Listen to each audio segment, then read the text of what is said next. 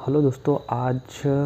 आज हम बहुत ही अच्छी बुक के बारे में बात करने वाले। जी हाँ दोस्तों, everything I never told you Ajay के पांडे द्वारा लिखी गई लेटेस्ट बुक है। आज हम इसकी बारे में बात करने वाले। दोस्तों, इसमें मेन जो कैरेक्टर है हम उसके बारे में चर्चा कर लेते हैं। सबसे पहले जो मेन स्टोरी वो रोशन नाम के एक लड़के की होती है जो एडवोकेट होता है। वहीं सोहा नाम की एक मुस्लिम लड़की होती है जो दोनों बचपन से ही एक दूसरे को बहुत अच्छे से जानते हैं और एक ही शहर में रहते हैं और एक ही गली मोहल्ले में रहने के कारण वो एक दूसरे को बहुत ही अच्छी तरह से जानते हैं और दोनों में प्यार हो जाता है। लेकिन रोशन जो होता है वो हिंदू फैमिली से बिलोंग करता है, वहीं सोहा जो होती है वो मुस्लिम फैमिली से बिलोंग करने के कारण रोशन के जो मदर फादर वो कभी सोहा को एक्सेप्ट नहीं करते हैं और उसकी जो शादी है वो कहीं और करवाते हैं। जो मनीषा नाम की लड़की होती है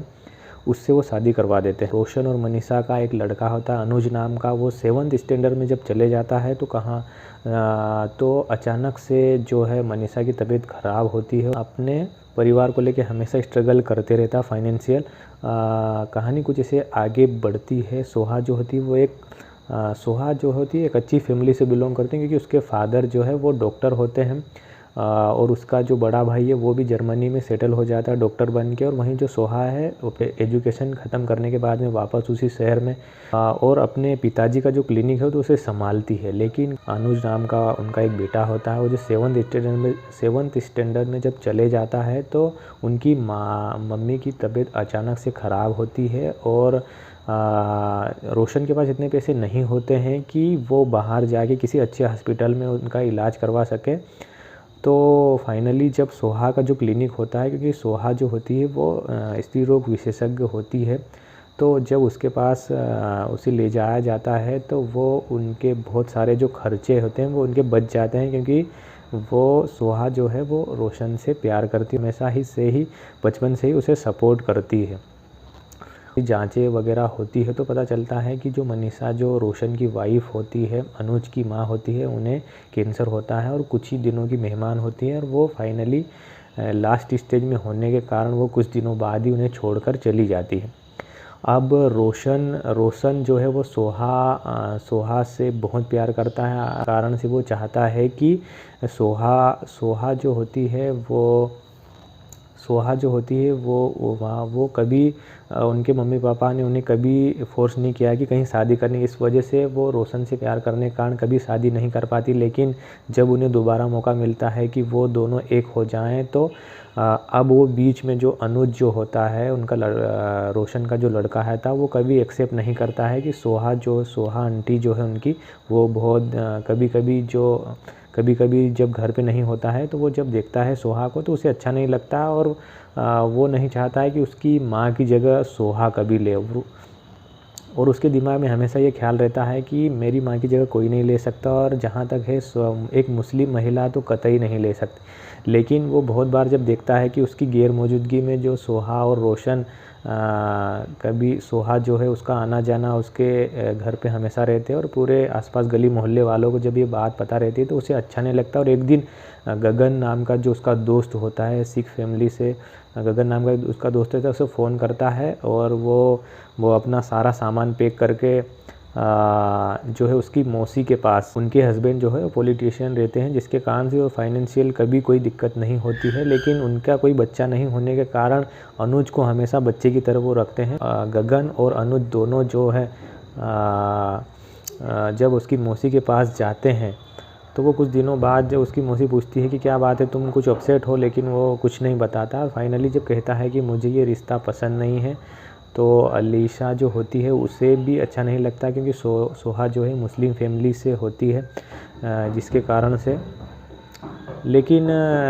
उनकी मम्मी जो है मनीषा जो है उनके कार्ड लिखने की आदत होती है। जब फाइनली वो देखता है कि बहुत सारे लोगों को जब लास्ट टाइम में भी उनकी माँ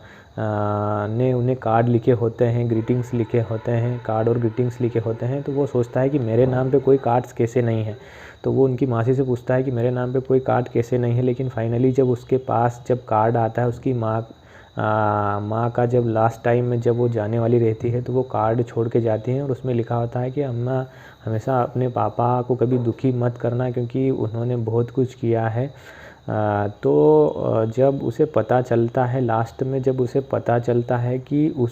वो इतने अच्छे घर से नहीं रहता है अनुज, लेकिन फिर भी मनीषा के कारण रोशन कभी भी अनुज को फाइनेंशियल जो है कभी प्रॉब्लम नहीं फेस करना पड़ती, क्योंकि मनीषा जो कहती है कि मैंने जो दिन देखे हैं कभी मेरे बच्चे को वो दिन मत दिखाना, और बहुत ही अच्छे से पढ़ाई लिखाई करवा के उसे वेल एजुकेट करना, और बहुत ही अच्छे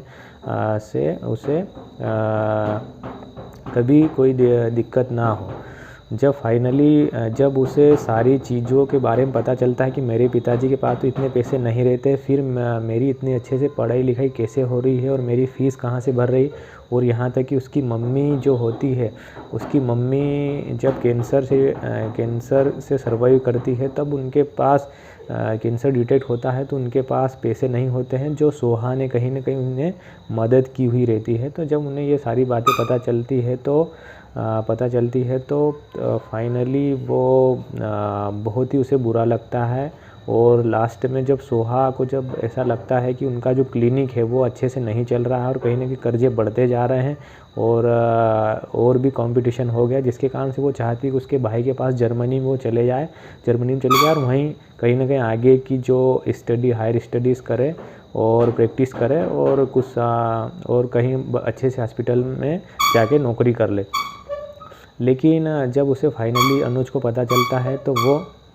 फाइनल पता चलता है कि सोहा ने जो है अपनी पूरी जो लाइफ है वो कहीं ना कहीं रोशन के ऊपर न्यौछावर कर दी है, और अपने पैसे और अपना प्यार और सारी चीज़ें, और अभी तक शादी भी नहीं करी। जब उसे फाइनल पता चलता है कि उनके फैमिली इतनी अच्छी नहीं है फिर भी वो उन्हें सपोर्ट करती है, तो रोक लेता है और कहता है कि मुझे कोई एतराज़ नहीं है, और फाइनली मैं चाहता हूं कि आप मेरी माँ की जगह लें और आप इस शहर को छोड़कर कभी न जाएं।